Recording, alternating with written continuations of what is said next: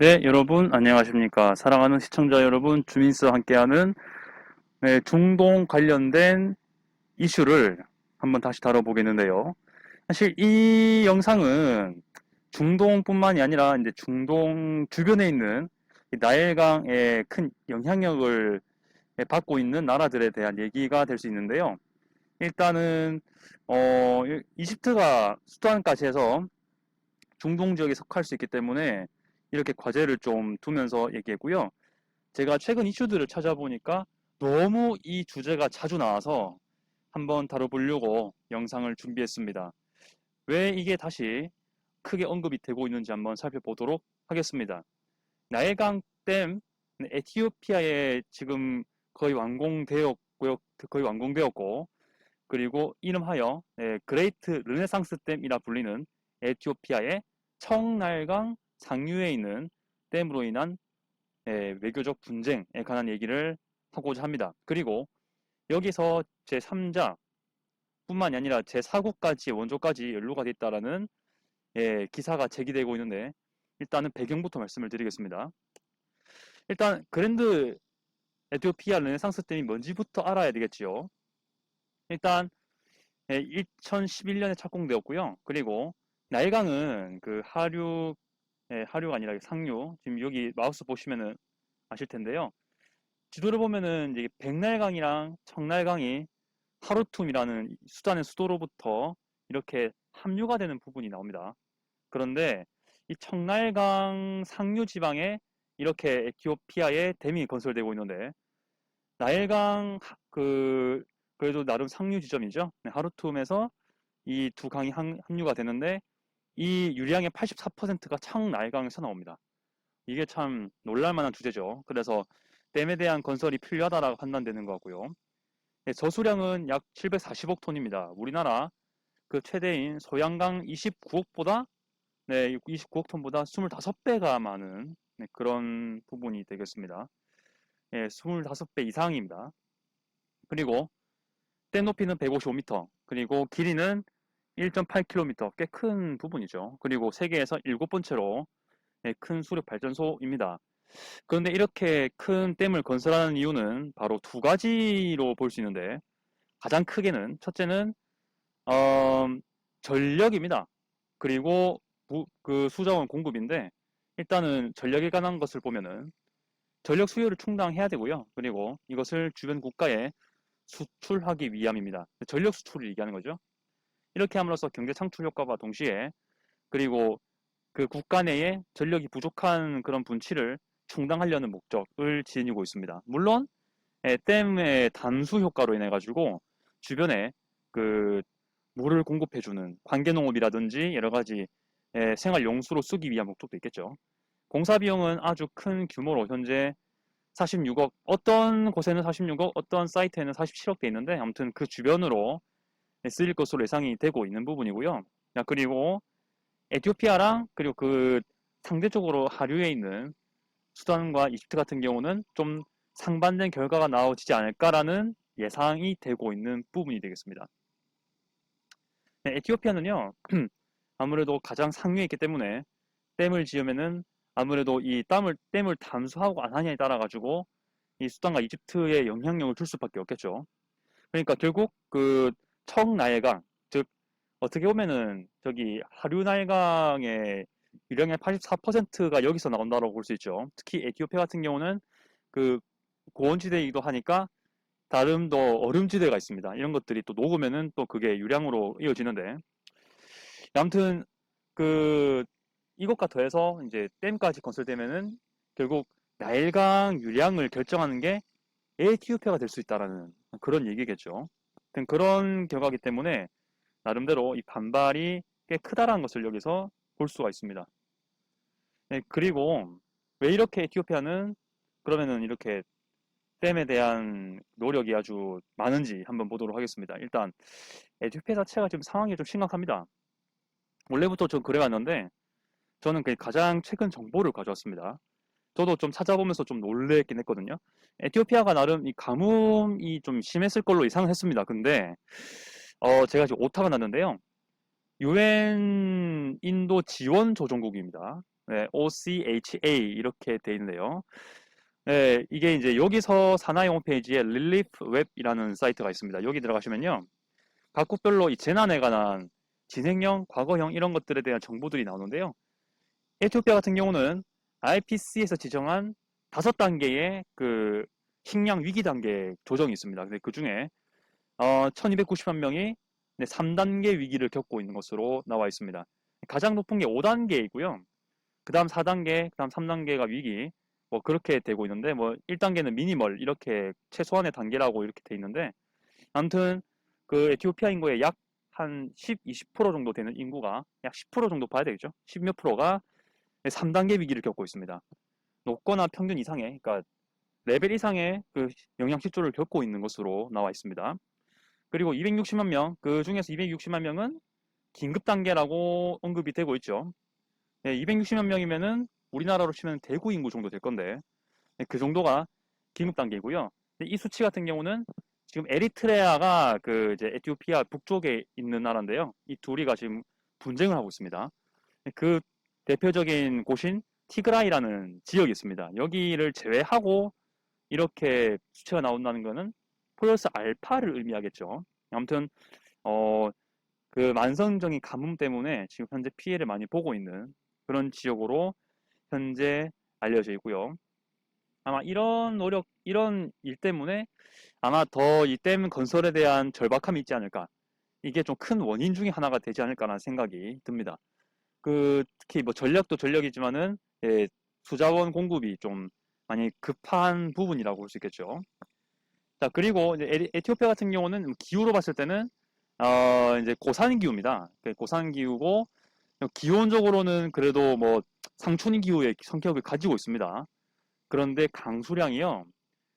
제가 찾아본 결과에 의하면은 연강 수량이 220mm입니다. 그런데 이게 건조 기후가요. 이 쾌펜의 기후 구분에 의하면은 1년에 500mm 이하가 오면은 건조 기후로 분류가 됩니다. 그리고 그 중에 250부터 500 사이는 스텝 기후로 분류가 되고요. 그리고 0에서 250까지는 사막 기후로 분류가 되는데요. 거의 뭐 여기는 사막 지역은 아니지만 거의 사막과 다름이 없는 강수량이 내린다라는 부분이 될 수 있습니다. 아무튼 그 상춘 기후에 비해서 좀 기온 강수량이 좀 적은 부분이 있습니다. 그리고 특히 이 강수량도 우기 때 많이 몰리는 성향이 있습니다. 수단 같은 경우는 좀 더 북쪽에 있지만 좀 더 홍수가 자주 발생을 해요. 그 에티오피아에서 내려오는 그 물이 그 얼음이 녹은 물들과 그리고 계절풍에 의한 그 몬순이죠. 몬순으로 인한 그 폭우가 간혹 이제 우기 때 쏟아집니다. 그래서 이때 홍수가 발생하기도 하고요. 제가 또 같은 사이트 출처에 이거 보니까요. 거의 매년 홍수 피해가 있었습니다. 진짜 플루드죠. 이게 엄청 많았습니다. 최소한 21세기 이후로는 매년 거의 발생했고요. 수단 안 믿기죠? 예. 근데 수단이 그런 곳입니다. 북부가 사막지대고요. 중부가 사바나지대고 남부가 열대우림지대인데요. 열대우림 쪽하고 사바나, 특히 이쪽 같은 경우는 우기 때 훨씬 더 비가 많이 오죠. 특히 사막 부분이라 하더라도, 북부 사막이라 하더라도요. 여기는 우기가 있을 수도 있고 없을 수도 있는데 아무튼 수단도 역시 우기의 영향을 받습니다. 근데 이게 우기 기간이 아니더라도요. 아무래도 배수 시설이 많이 부족하기 때문에 나일강에 물이 늘어나면 그대로 그냥 이것을 받을 수밖에 없습니다. 그래서 침수 피해가 잦은 곳이기도 하죠. 네, 그런 부분입니다. 근데 우기 기간이 아니더라도 이런 그 배수 시설 부족 때문에 나일강이 불어나면 이렇게 바로 그냥 피해를 받는 것이고요.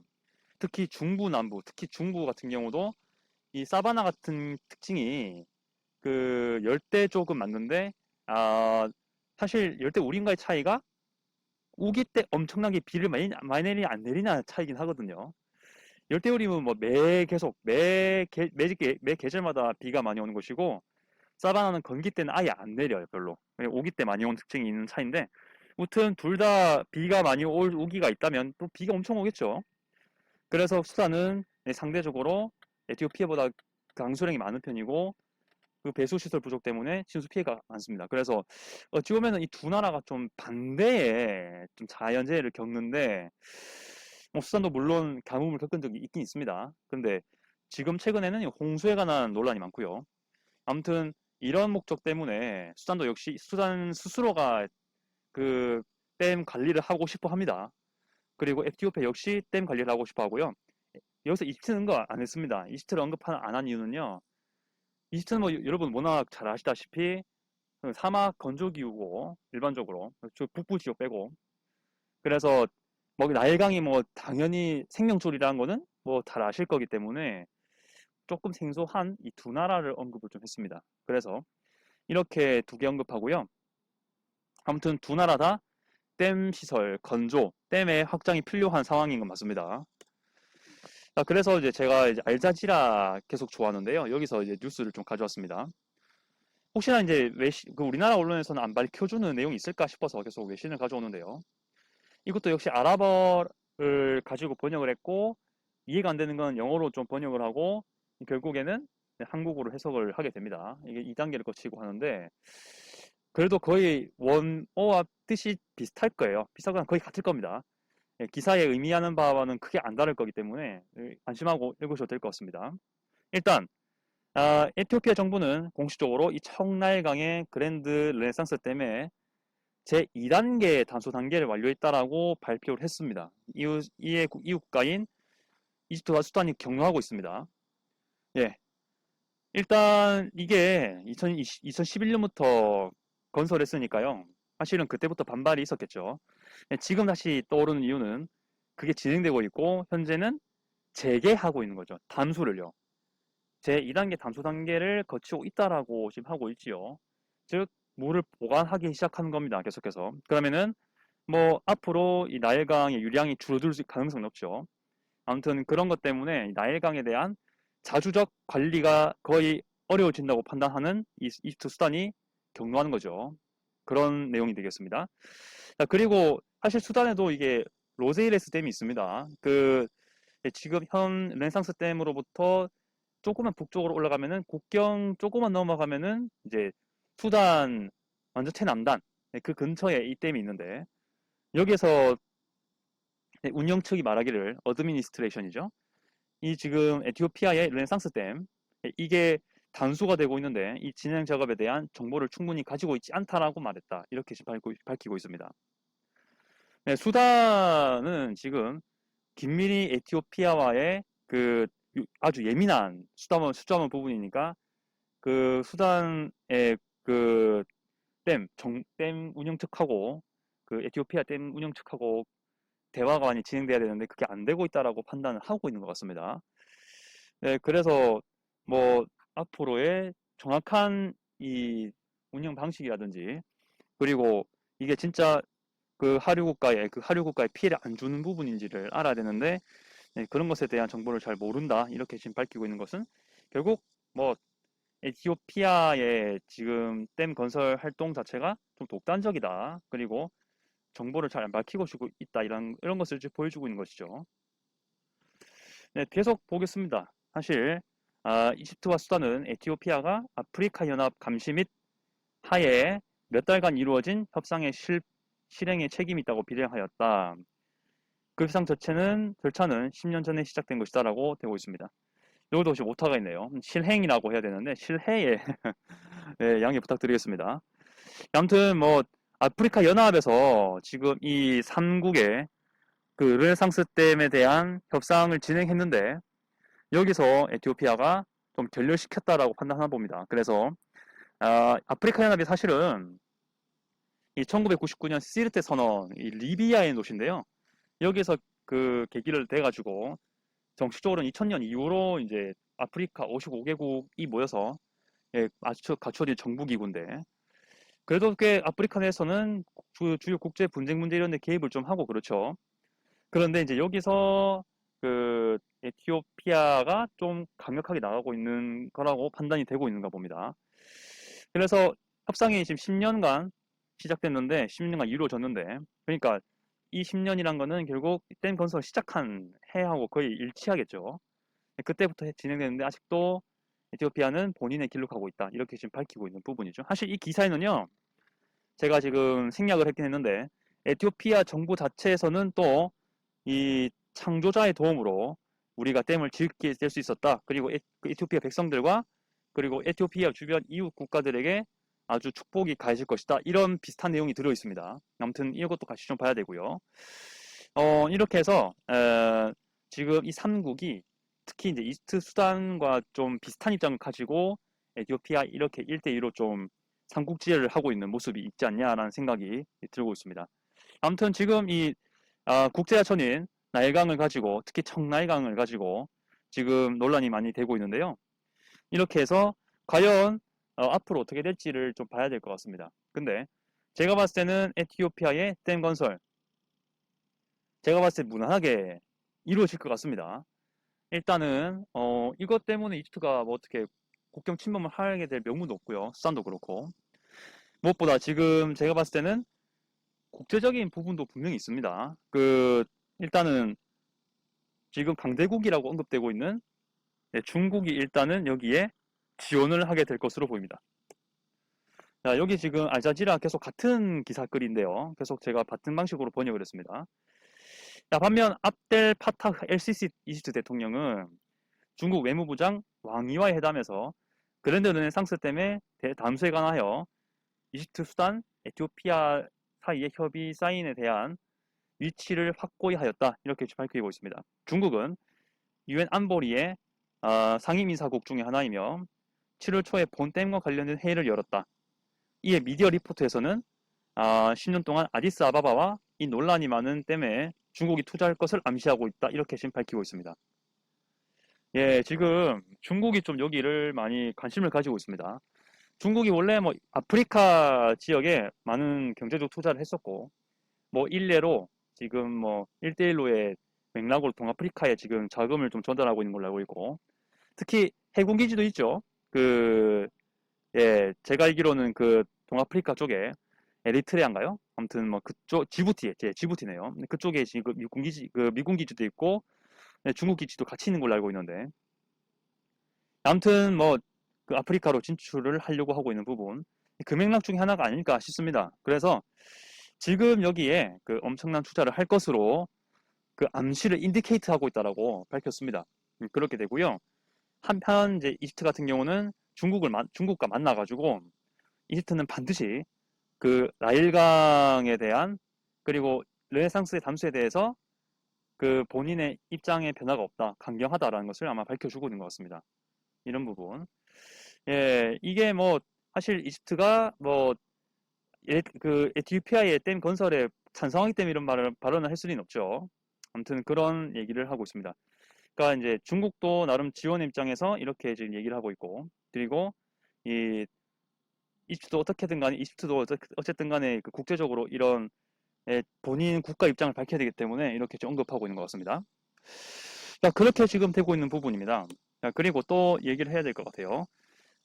반면에 중국 오피셜에서는 이 베이징은 뭐 중국 정부 얘기한 거 약간 아디스아바바가 나왔는데, 아디스아바바는 네, 에티오피아의 수도이긴 하죠. 다시 한번 가볼게요.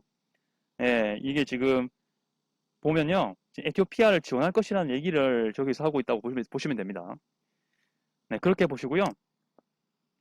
네, 이집트의 나일강에 대한 최고의 중요성, 정말 중요하다는 것을 전적으로 이해하고 있고, 그러므로 중국은 모든 당사자들의 이익을 만족할 수 있는 방법으로 본 논쟁을 해결하기 위한 방책을 찾는 데에 이익을 지속하실 것이라고 밝혔다. 차례로 인턴이고요. LCC 이집트 대통령은 역사적 권리에 근거하여 물 안전을 보존하기 위한 공고한 지위를 단언했다라고 밝히고 있습니다. 예, 중국의 입장은 확실한 것 같습니다. 어떤 한 나라에만 치중한 게 아니고 이제 나일강에 끼고 있는 모든 국가들의 입장을 고려하겠다라고 지금 얘기를 하고 있고요. 그 맥락에서 이집트 역시 나일강으로서 매우 중요한 나라고, 에티오피아 역시 중요하기 때문에 아무튼 이 모든 당사자 파티스, 이 모든 당사국 당사자들에 대한 이득을 모두 고려할 것이라고 말하고 있는데, 자, 어떻게 할지는 좀 밝혀봐야 되겠죠. 과연 중국이 지금 아프리카 연합에서 또 지금 잘 결렬되고 있는 이 예, 아무래도 그 당국 지역, 이 지역을 잘 알고 있는 아프리카 연합에서도 지금 결렬을 하고 있는데, 과연 중국이 어떠한 방식으로 에티오피아 댐을 투자하면서도 이집트 나일강에 대한 그 정책, 또 강경한 입장까지 회유할 수 있을지를 한번 앞으로 봐야 될 것 같습니다. 그리고 그 이집트는 역사적인 히스토리컬하는 걸 언급했는데, 글쎄요.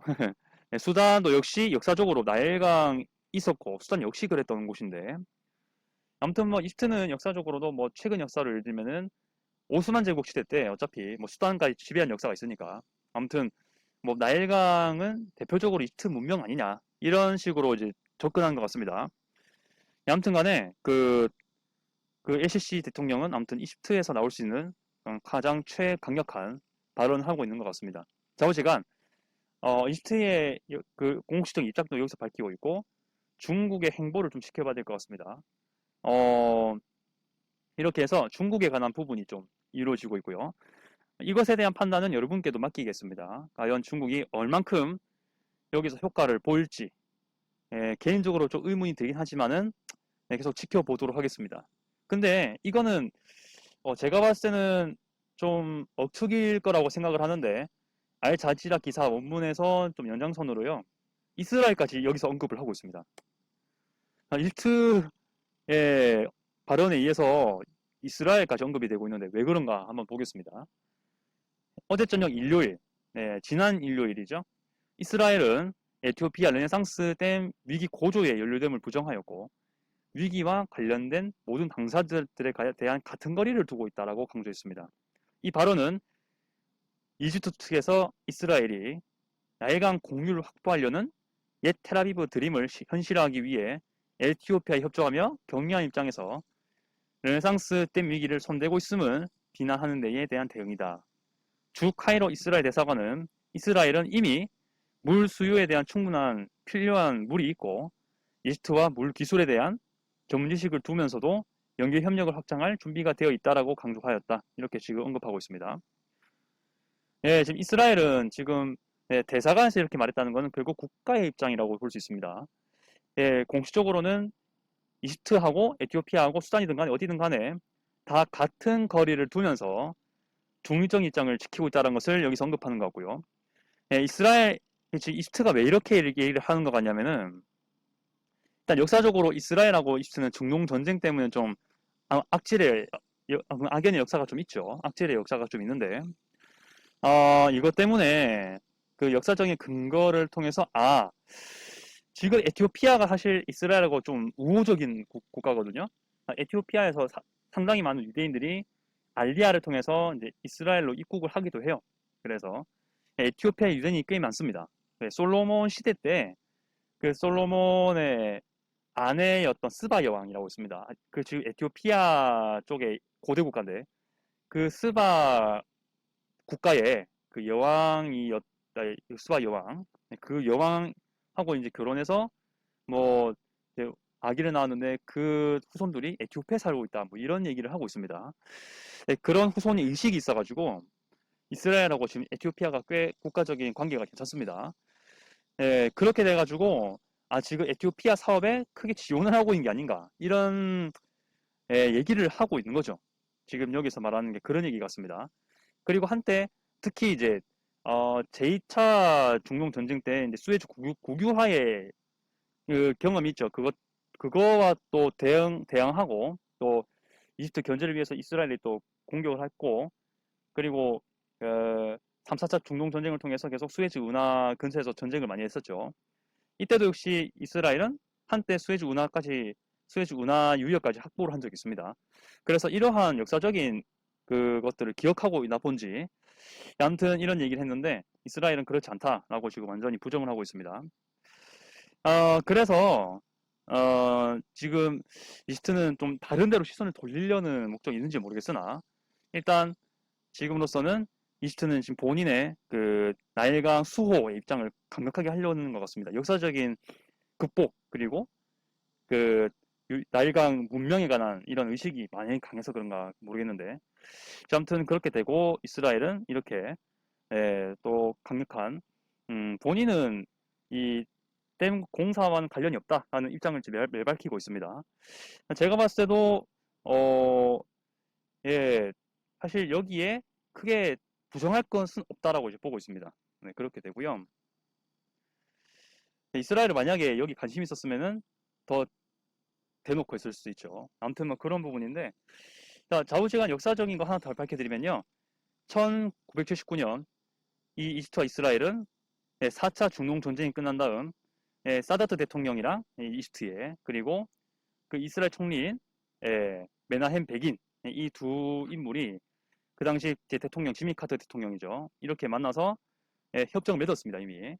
그래서 우호 관계를 가진 적이 있습니다. 그 이집트가 중동에서 그 이스라엘이 중동 국가 중에 가장 최초로 협정을 맺은 국가가 국교 정상화된 국가가 이집트거든요. 좀 모순이긴 하죠. 아무튼 그런 부분이 되겠습니다. 아무튼 이렇게 해서 중국과 이스라엘까지 포함시켜서 이번 그레이트 르네상스 댐에 관한 논쟁을 좀 얘기해봤는데요. 앞으로의 행보를 좀 지켜봐야 될 것 같습니다. 그 주변 국가에 대한 영향력 그리고 아프리카 연합의 지위가 그리고 권위가 어떻게 될 것인가도 좀 지켜봐야 될 것 같고요. 그리고 여기에 지금 투자를 박차를 가하고 있는 중국의 변화 이것도 좀 봐야 되지 않을까. 그리고 이스라엘이 또 현재 같은 모든 당사자 국가들과 같은 거리를 두고 있다고 했는데 이것이 변하진 않을지 그것을 또 한번 지켜볼 필요가 있겠죠. 아무튼 이렇게 해서 정리하겠습니다. 아무튼 중요한 이슈여서 한번 제가 준비해봤고요. 다음에도 이슈가 될 것들을 영상으로 올리도록 하겠습니다. 이상 준비였습니다.